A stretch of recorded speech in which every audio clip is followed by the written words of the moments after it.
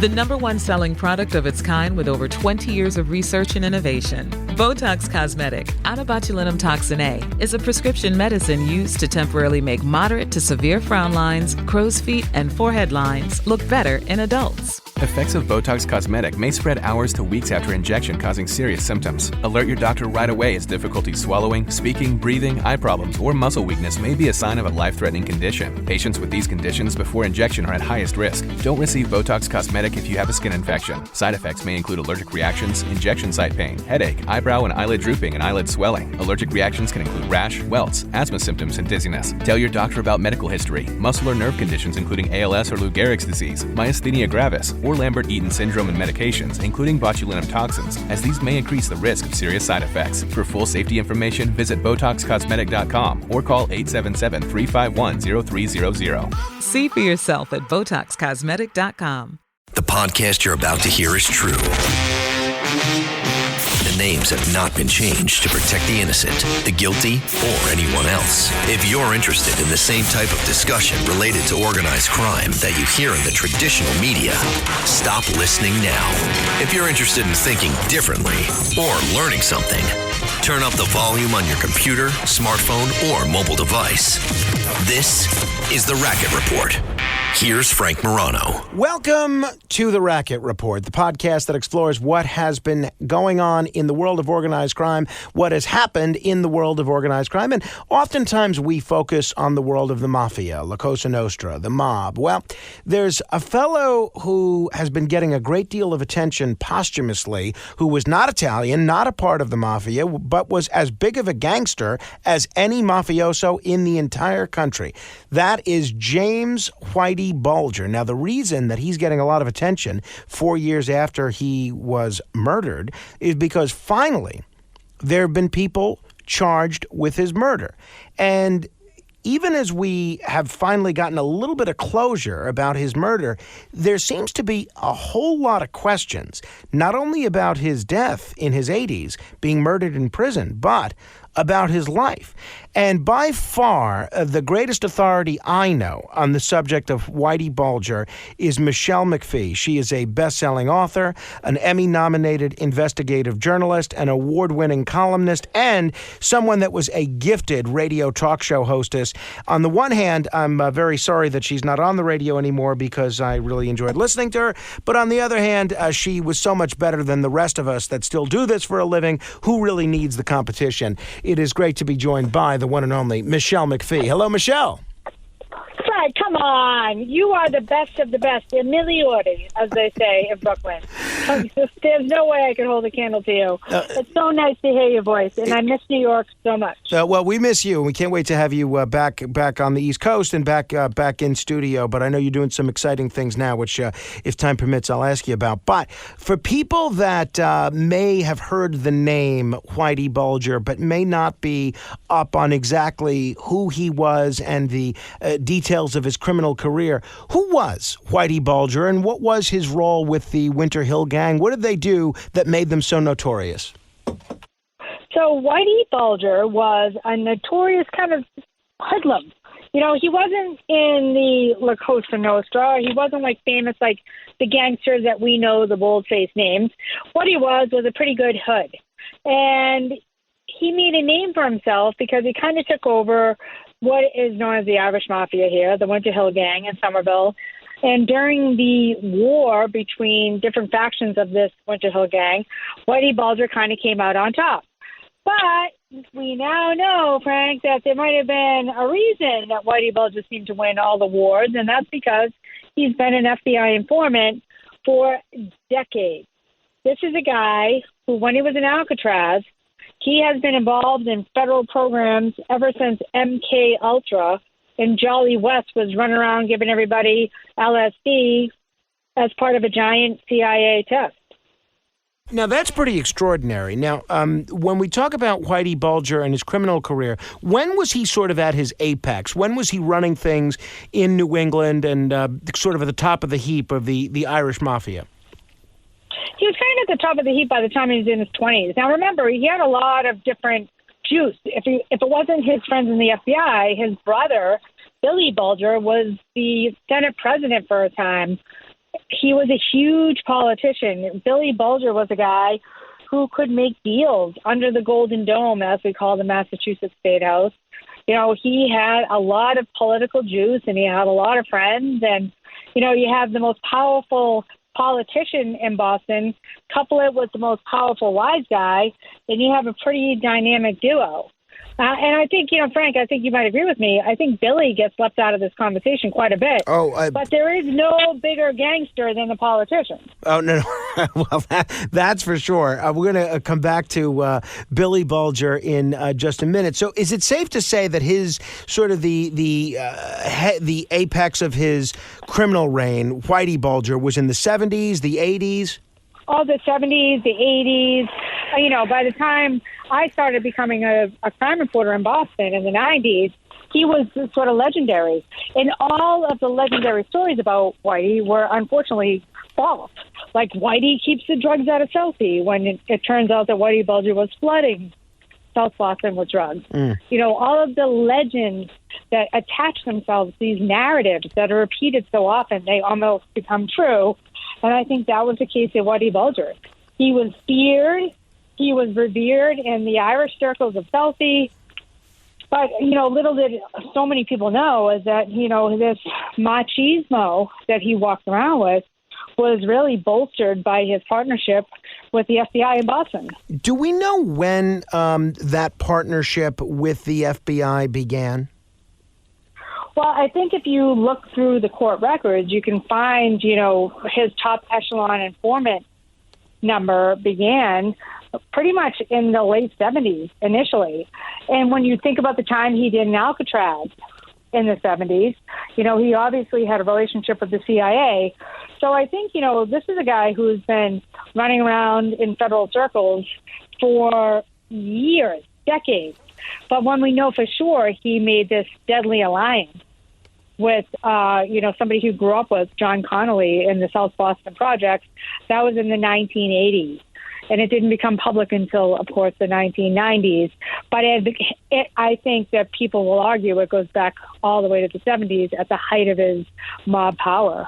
You alluded to the MK Ultra program and Whitey Bulger's involvement with it. Now, Whitey was at a federal prison in Atlanta serving a term for armed robbery and truck hijacking. And it's believed that it was there that he first became drugged as part of this MK Ultra program from the CIA. Now, for years, the CIA didn't even really acknowledge the existence of MK Ultra. It was something that was sort of considered a conspiracy theory, but this was a program of essentially human experimentation where they would give subjects drugs, including LSD.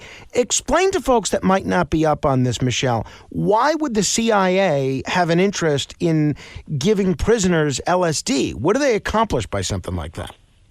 Well, I think there are different trains of thought on this, but it definitely was all about the military and creating the perfect soldier. And we now know the MK Ultra program has been linked to Whitey Bulger. It's been linked to Charles Manson. It's been linked to even John Hinckley, if you read some of the new unclassified documentation. So, look, you know, Billy Bulger, who is suing the Federal Bureau of Prisons, which I know we haven't gotten into his death yet, but the Federal Bureau of Prisons is getting sued. And one of the arguments that Billy Bulger is making is that his brother became a psycho primarily because of his affiliation in this program and then his partnership with the Fed. Now, I think his victims, the 19 people he murdered, would have a bone to pick with that analogy. I think there is some truth in the middle, because that's what you and I occupy, the middle. Absolutely. There's nuance to this, right? Like was Whitey Bulger a horrendous human being and a rat? Absolutely. Are there questions to be raised about how this guy, who is a protected witness, is wheeled into a cell where 3 of his enemies from Boston just happen to be waiting? I think that that's the bigger part of this new indictment. We all knew that these 3 guys committed this homicide more than 3 years ago. And as you know, I wrote about it for LA Magazine. Like, it doesn't seem like anyone's in a hurry to find out. But there are some questions to be answered. Like, how the hell did this happen? How did a guy I mean, it's absurd, Frank. You and I are friends. You and I both know that the Federal Bureau of Prisons employs committees. Sure. To say, okay, Morano and McPhee, they know each other. We're going to make sure these two don't get in the same facility for obvious reasons. So there could be violence. We could take it over. There could be conspiracy. We're expected to believe that Cadillac Frank Salemi, who was Whitey's longtime partner, then arch nemesis, a guy that Whitey helped put away. We're expected to believe that Cadillac Frank Salemi's co-defendant, then we have the Code of Silence kid from Charlestown, and then we have a guy who hates rats connected to the Genovese crime family in Springfield, Massachusetts.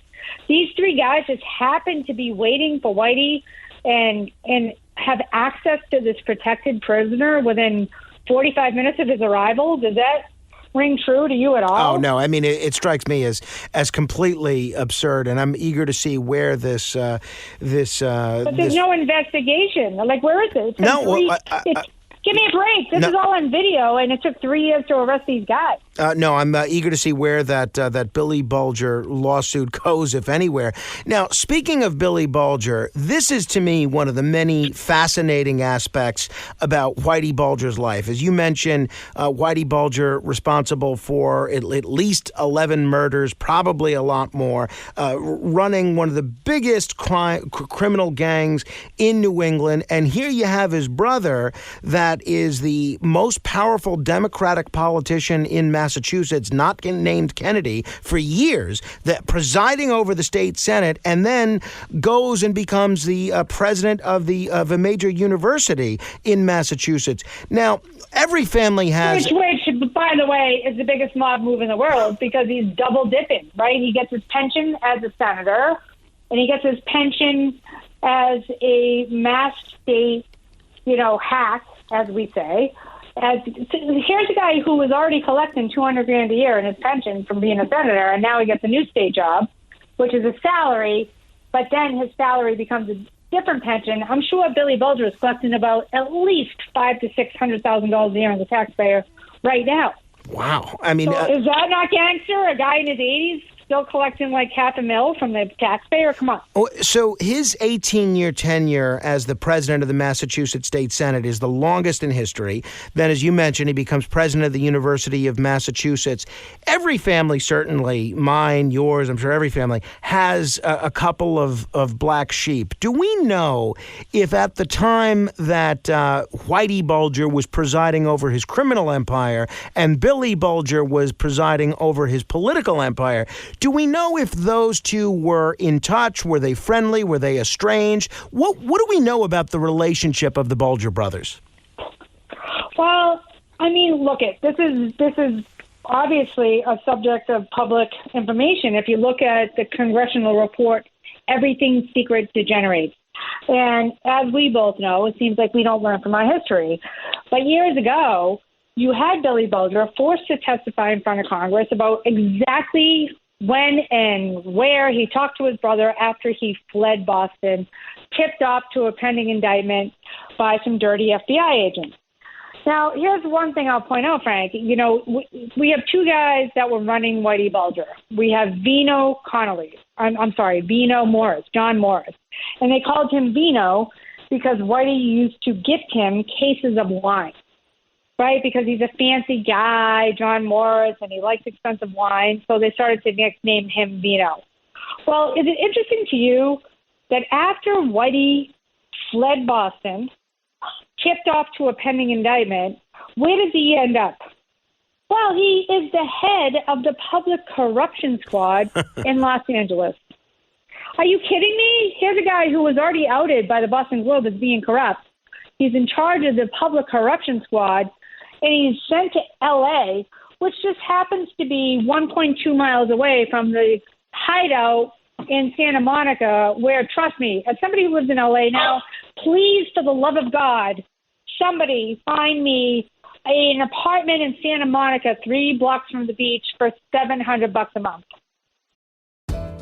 PMS, pregnancy, menopause. Being a woman is a lot. Ollie supports you and yours with expert solutions for every age and life stage. They just launched 2 new products exclusively at Walmart. Period Hero combats bloat, mood swings, and more during PMS. And Balance Perimeno to support hormonal balance, mood, and metabolism during perimenopause. Grab yours at Ollie.com. Ollie! These statements have not been evaluated by the Food and Drug Administration. This product is not intended to diagnose, treat, cure, or prevent any disease.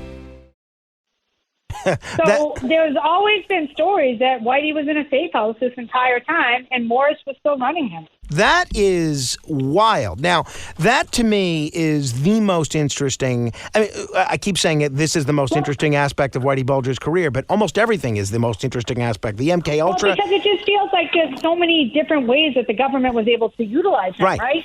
Even in L.A., here's a guy who's going to. I mean, look.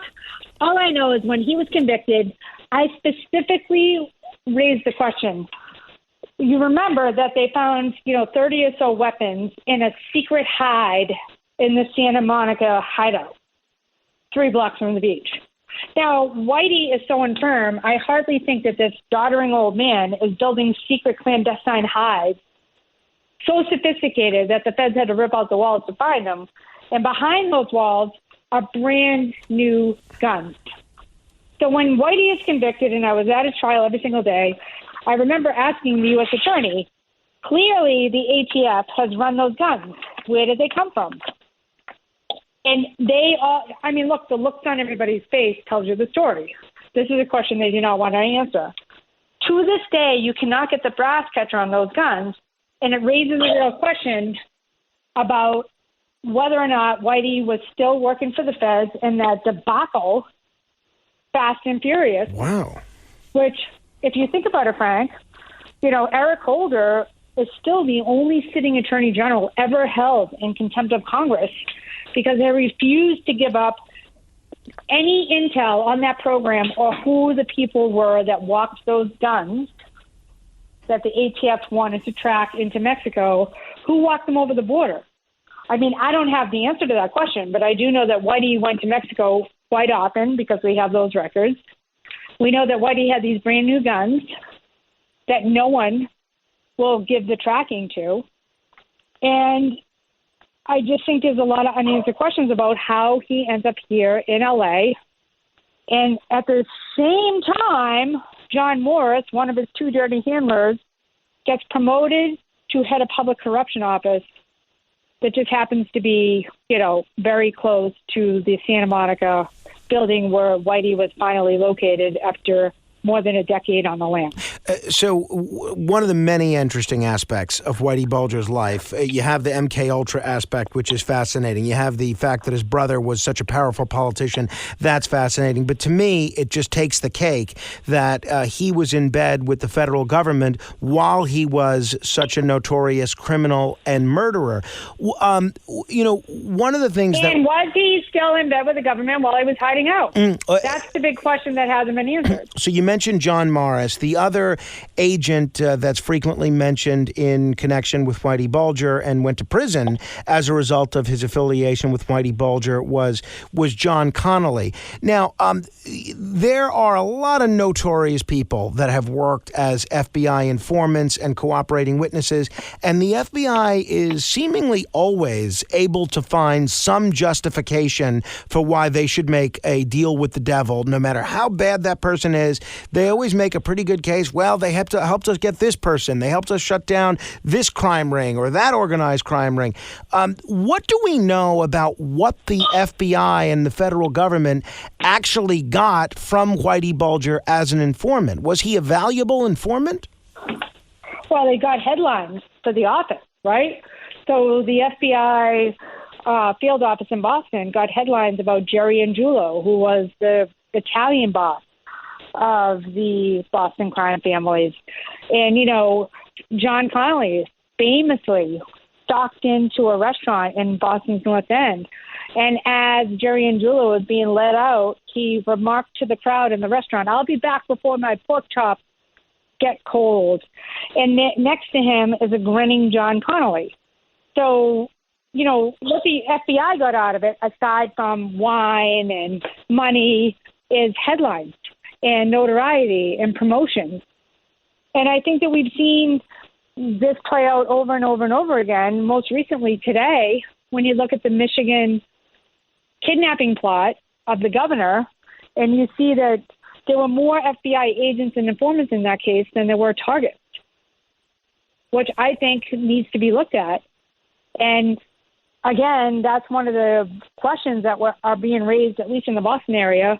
Look, Whitey Bulger was talking about the top echelon informant program at a time that Bob Mueller was conducting the Trump investigation.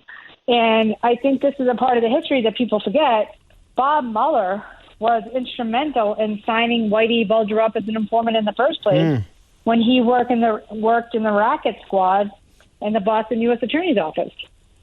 That is just extraordinary. Now, you alluded to the fact that Morris probably helped Whitey evade arrest initially. Why did the Department of Justice make the decision to arrest Whitey if they had protected him for so many years? Why did they make the determination that his use as his value as an informant was no longer valuable enough to keep them from arresting him? When did things switch in the eyes of the DOJ? Well, because they had someone talking about the fact that Whitey and his partner, who was also an FBI informant for decades, Steve, the Rifleman Flemmi, I mean, it takes a new level of crime. Steve Flemmi, which is now part of the public record, admits to sleeping with his stepdaughter, his longtime girlfriend's daughter. And when that stepdaughter got mouthy, Steve Flemmi testified to this in Whitey's trial. He and Whitey killed her, ripped out her teeth, made sure she couldn't be identified, and worse, told her family that they sent her on vacation to Mexico and they have no idea what happened to her. Meanwhile, they know that they buried her in Dorchester, Massachusetts, in the Whitey Bulger graveyard. And I think even the FBI couldn't come to grips with trying to justify a homicide like that. Like, you know, the bodies were mounting, and instead of just being collateral damage, fellow wise guys, people who had it coming, we're talking about young women. We're talking about, you know, the son of a Boston police officer who was just giving a buddy a ride home. The bodies that Whitey was wiping out were becoming increasingly high profile, and it was only a matter of time before the feds were going to get caught up in this idea that they gave this evil person a pass to commit murder. Absolutely incredible. You alluded to at least one big mafia figure being arrested, at least as a result of some of the information that Whitey provided to the FBI. In general, would you characterize Whitey Bulger's relationship with La Cosa Nostra in New England as adversarial, or was there occasionally times where it was cooperative and collaborative? I mean, look, you know, this is when the mafia, and we all know that Paul Castellano is now correct, this is when the mafia started to slowly eat itself from within with drugs. You know, I think, I don't know if it's a legend, lore, or if it's true that Paul Castellano said that drugs were going to be the downfall of the mafia, but whether he really said it or he didn't, the term is correct. Drugs have absolutely decimated what you and I grew up with as a mafia in Boston and New York. And I think that what the partnership that came between the Italians and the Irish were drugs. You know, of course, this comes at a time where Whitey and his henchmen, guys like Pat Nee and Kevin Weeks, they were revered because of the help that they were giving and the money they were giving to the IRA. And this was during the Troubles. So this is at a time where, you know, the IRA was at its height of violence and, you know, fighting back against, you know, they were being persecuted and they fought back. And a lot of the money that came for that fight originated in Boston. So Whitey was kind of playing all these different roles where he was helping the IRA, he was moving drugs through Southie, and he had these buddies that they called, you know, in town, which would be the Italians, and that would be Jerry and Giulio. And Giulio was kind of a beloved figure. Little did he know that his friend Whitey Bulger was, you know, ratting him out the whole time. And Frank, not to mention the fact that the FBI was undermining their partners in local law enforcement. Guys like Bobby Long, there was a state trooper in Massachusetts that took his own life because he was accused of tipping Whitey. Every time they were close to moving in on Whitey, it seemed like the case was somehow upended, and there were people that were accused of tipping off Whitey that had nothing to do with it, including a trooper that took his own life. Wow. So think about the damage. It went on and on and on. It wasn't just about the people that he killed. It was about the careers that were ruined. It was about the time that was wasted. It was about the tax dollars that was squandered chasing a guy that the feds were protecting the entire time. Years and years and years of undercover cases that were just thwarted because the FBI was working with him secretly the entire time. Obviously, every law enforcement agency has a few bad apples that might be corrupted or might do things that are unethical. The decision to help Whitey evade capture, you mentioned Connolly and Morris.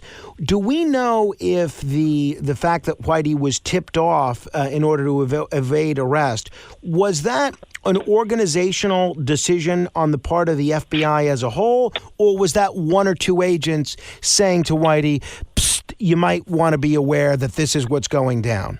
Well, I mean, the narrative is that, Connolly was the guy who tipped him with Morris's help. But you have to ask yourself a question. There's, you think about the bags of money. You don't have two rank-and-file agents with access to that kind of money that was given to Whitey and his henchmen. Like, that's the big question, Frank, and it's the question I've always had, is how high did this go up? And did they let Whitey go before he started talking about exactly who his real sources were? And when you think about the people in government, in high-ranking offices that have been around this case since the very beginning, I mean, it raises an eyebrow. I'm not accusing anybody of anything, but I definitely think we have to take a look at history. And history shows that, John Connolly was buddies and grew up with Whitey, and he definitely tipped him off. And John Morris somehow ends up in the same city as Whitey after he goes on the lam. But how high up did this go? Yeah, that's the question nobody seems to have a good answer for. So he's on the... Well, it certainly raises the question of why he got whacked in jail, doesn't it? That is the million-dollar question as far as I'm concerned. So he's on the lam for several years. He's captured in 2011. It seemed like every few months, particularly after Osama bin Laden was killed and Bulger was elevated to being number one on the FBI's most wanted list, there was always like an Elvis sighting. You'd see in the newspapers, Whitey spotted in Italy, Whitey spotted in Australia. And he was always spotted in beautiful places, right? He wasn't spotted in Newark. He was spotted in like Portofino. Give me a break. And now you have the whole FBI, this team, like running to Portofino. They weren't running to like Louisiana. Right. I didn't see any in Staten Island, that's for sure. That's the thing. It's like not like anybody saw him at the dump. So between 1994, when he became a fugitive, and 2011, when he was arrested, do we know if he was actually visiting these luxurious locations, or did he pretty much stay in... No, we know he was in Staten Island the whole time. And Frank, this is something I could never Staten Island, I'm sorry. He was in Santa Monica the whole time. It was the same. But Santa Monica is really a fascinating place because here's Whitey. And when I first, I was part of this documentary team called America Declassified. And when Whitey first got locked up, I got calls from sources. And my sources were like, that whole building, the Princess Eugenia, which, by the way, is gone now, that whole building has interesting names on the buzzwords. And if you run the names, they all kind of correspond with famous cases like Rosenberg. And you know that Bulger was living under an assumed identity that he took from a homeless guy that he met at the Palisades. There's like a greenway right near the beach in Santa Monica. And Whitey befriended a homeless guy and became that homeless guy, Charles Gasco. But it's still a huge question because in this documentary, we all know about this woman from Iceland who allegedly collected the reward, and she was an actress, and, after how many years of Whitey being on the lam, 14 years, they decided, hey, by the way, he's with his grandmother, whose grandmother is named Catherine Gregg, and she might have gotten a boob job. And then, lo and behold, we find them in Santa Monica. And I think that some of my sources had questions about whether or not they really found Whitey or somebody was just sick and tired taking care of him like Catherine Gregg. So you think there's a possibility that Catherine Gregg might have been the one that blew the whistle on Whitey's whereabouts when he was a fugitive? Well, all I can tell you is that no one can find this woman from Iceland. And when we pulled her SAG card, because remember, she was an actress who had done some commercials, is what the Fed story was. And we pulled her SAG card for this documentary, and I called the number, and the number was like, you have reached the San Francisco Federal Bureau of Investigation. It was like the main number to the San Francisco FBI. Is the number she listed on her actress SAG card. That is wild. That's why we talk with Michele McPhee, and that's why she's an Emmy-nominated. Well, look, again, this is like all stuff that, just as these are strings that people are pulling.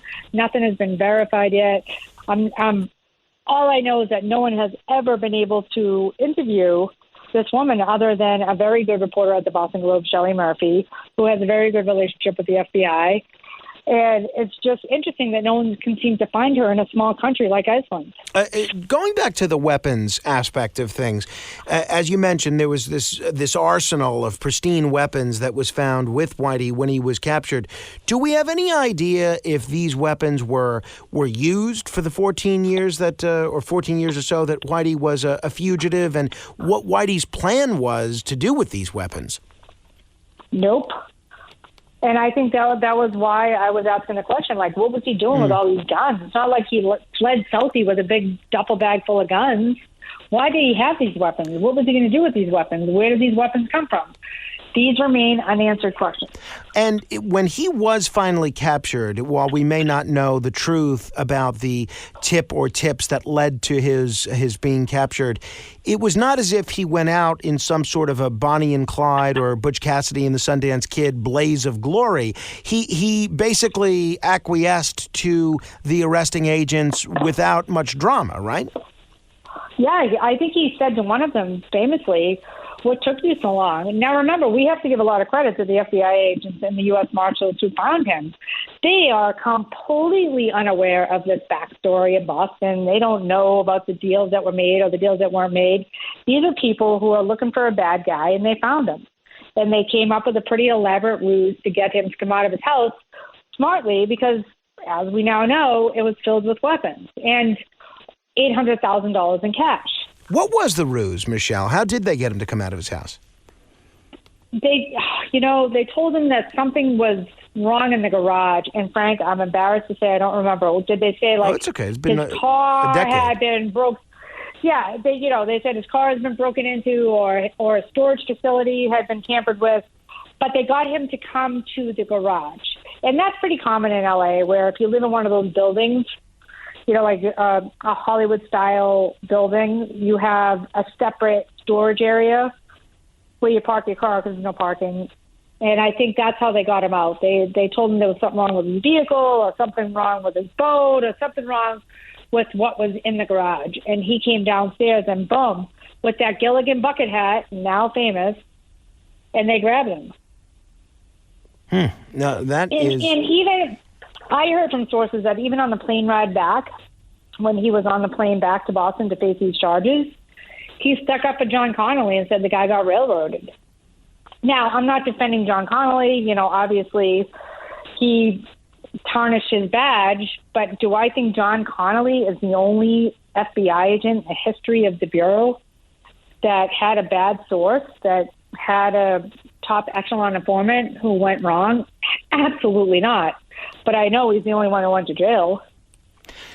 Since you were at the trial, I expected a bit more drama from the Bulger trial, a little bit more from the defense in terms of what Whitey was actually doing with the federal government or something. We heard very little of that. What exactly was Whitey's defense at trial?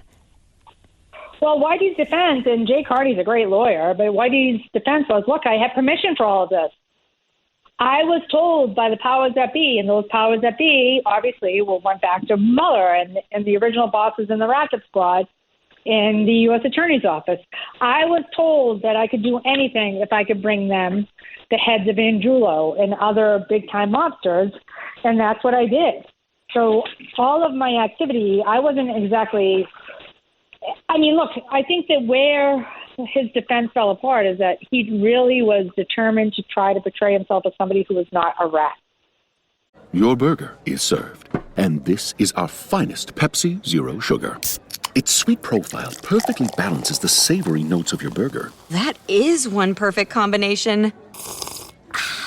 Burgers deserve Pepsi. He really Why? wanted Just to people maintain believe his street cred, even if that street meant cred. While he's his back liberty. in Boston now, it's embarrassing. Well, he had no liberty. I mean, he's an old man wearing a diaper by the time he got back to Boston. He had a pretty good life. I'll tell you what, Frank, if I could live in the Princess Eugenia for $700 a month, which is about 3 miles from where I am right now, I'd be psyched. Here's a guy who was living in an apartment that was literally 3 blocks from the beach in one of the hottest areas of L.A., and you're expecting us to believe that he just happened to fall into this $700 a month apartment? Come on. And that's where you suspect that maybe he had a helping hand from the FBI. I think he was working for the feds this entire time. That is That's wild. just a suspicion. But I think he was working for the feds the entire time, and he was getting to be a pain in the ass, and Catherine was sick of him, and he was sick, and he wanted to come in. Oh, so you think this was not even a Catherine taking this upon herself thing. This was Whitey being ready to stop playing this game. I think it was a little, I mean, my suspicion is it was a little bit of both. And I think that he saw himself, telling the real story of the top echelon informant program. And if you look at the timeline, we all know that Congressman Stephen Lynch, and this is a matter of public record, he filed legislation to have a federal Informant Accountability Act, because Stevie Lynch has been very outspoken about some of these deals with the devil that have been made by the Boston FBI office in particular, because he's a Boston congressman. And the story that I've heard is that Whitey was talking to Stevie Lynch, and suddenly he's being transferred to Hazleton. And, he's soon the victim of a homicide with a lock and a sock. And think about, Frank, how long it takes to have somebody try to sever your tongue with a serrated spoon and gouge out your eyes without anyone intervening in a federal prison. In the words of John Gotti Jr., who I know, John Gotti Jr. called that utter bullshit. It's impossible. It's impossible in a federal facility for a homicide that gruesome, that involves that kind of mutilation, to take place under the watchful eye of so many different employees. Especially when you consider that the homicide we now know for a fact was carried out by 3 people that never should have been in the same facility, never mind the same block, to begin with. Based on the BOP's own rules. But if Whitey was going to kind of blow the lid off the top echelon informant program, and it sounds like because of what Congressman Lynch was doing, there would have been no better time for him to do so, why would he have not testified at that trial and on direct examination explained exactly what his role was and what was going on with the top echelon informant program? Because a lot of that stuff was, if you look at Jay Carney's motions, a lot of it was ruled inadmissible. Because Jay Carney's entire defense was built on that argument. And, the federal judge in that case, who did a great job, Denise Casper, but she ruled a lot of it inadmissible to the crimes at hand, and understandably. Because in the end, Whitey Bulger is still a psychopathic lowlife who murdered 19 innocent people. He was found guilty, according to a Massachusetts jury, of killing 11 of those people. And this was a trial about getting justice for the families who sat in that courtroom, knowing that Whitey murdered their loved ones and had help doing it from the people that were supposed to be protecting them.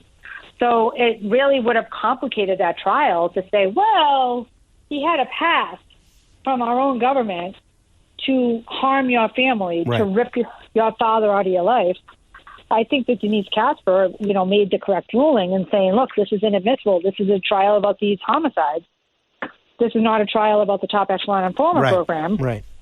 So maybe they were limited in what they could actually say.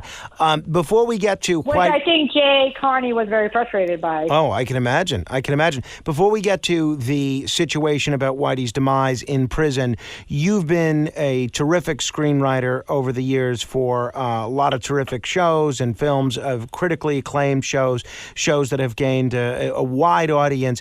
There have been a lot of films and television programs over the years that have depicted Whitey Bulger, either Whitey himself or they change the name slightly and make him somebody else. You have The Departed, you have Black Mass.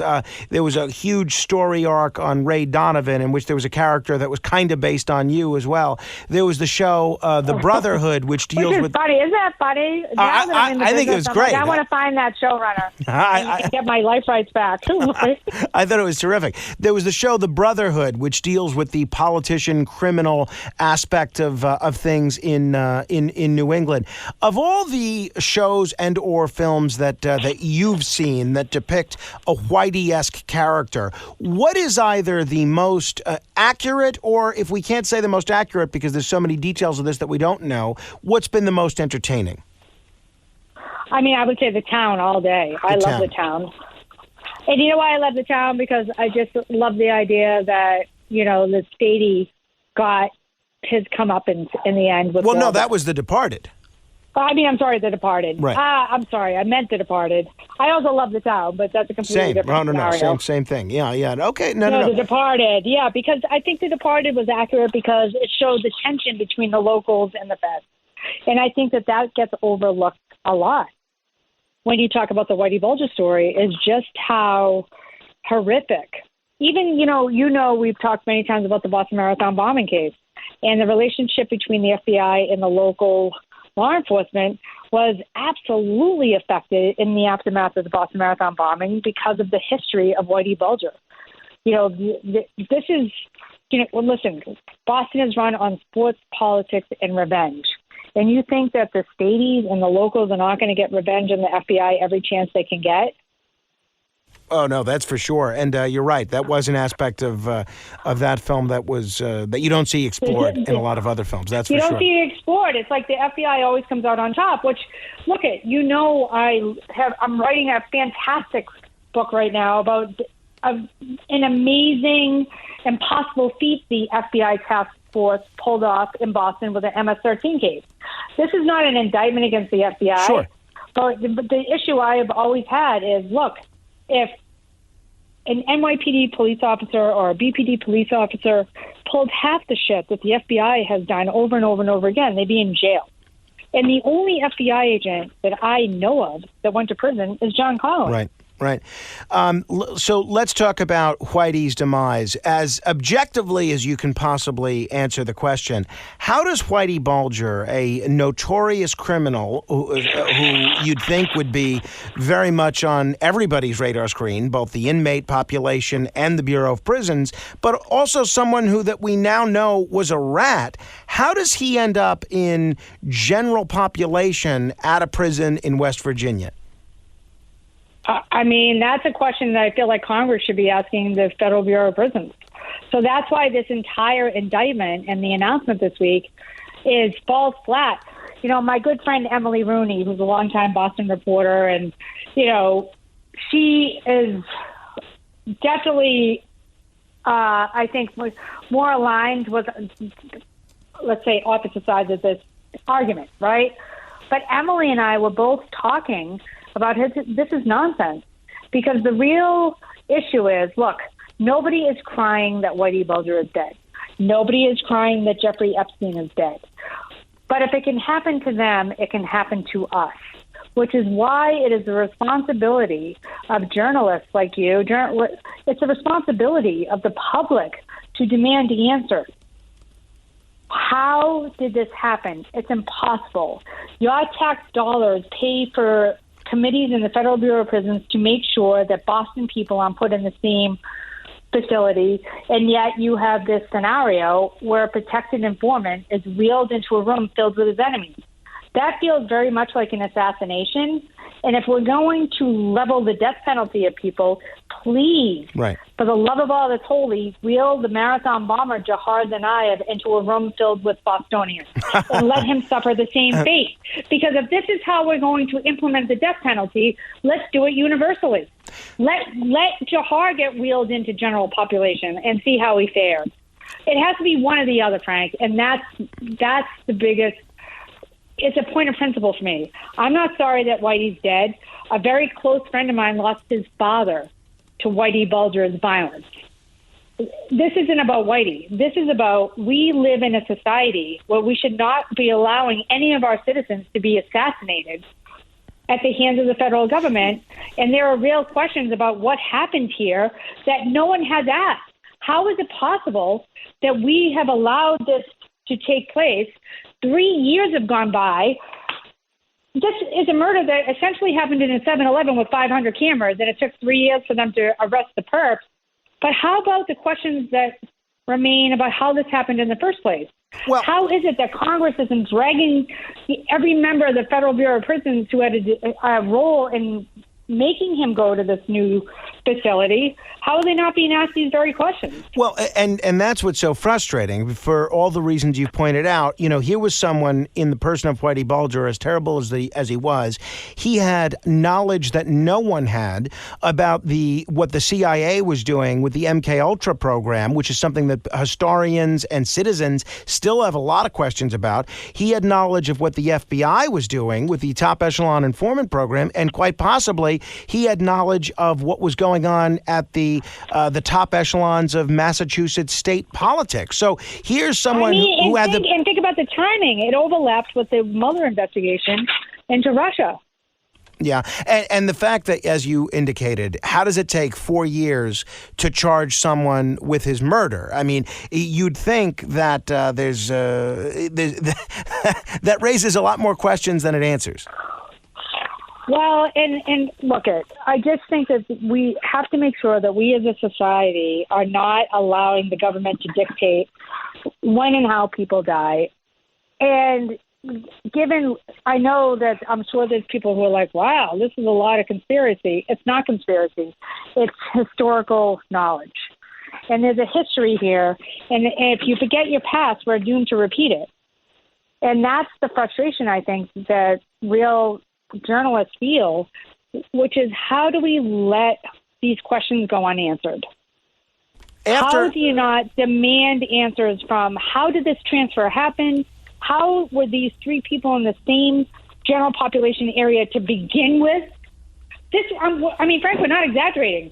Like, Paul DiColigiero was Cadillac Frank's co-defendant. No, I mean, Cadillac Frank had just gone on trial. Like it literally be like I pissed off so-and-so FBI agent, and suddenly I'm put into a cell with that guy. No, it's ridiculous. It's incredible. And the Bureau of Prisons might not have killed him, but they put him in exactly the right circumstances in which he would be killed. And that's why I don't understand. They let it go on for long enough. If you recall, the details of his death are he was beaten to death with a lock and a sock. Now, he's an old man in a wheelchair. That would not take long. Where it becomes questionable is they took a serrated spoon and gouged out his eyes and then attempted to sever his tongue. That is an action that takes a very long time. Think about the amount of people that are in this facility that their entire jobs are to protect the prisoner. Whether they deserve the protection or not is irrelevant.